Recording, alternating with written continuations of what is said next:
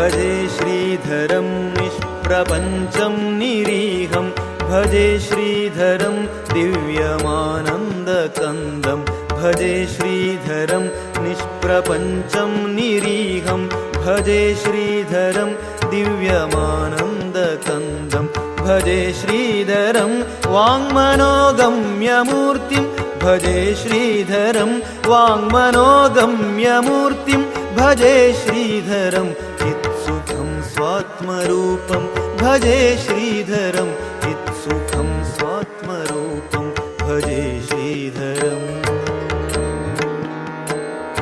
भजे श्रीधरम्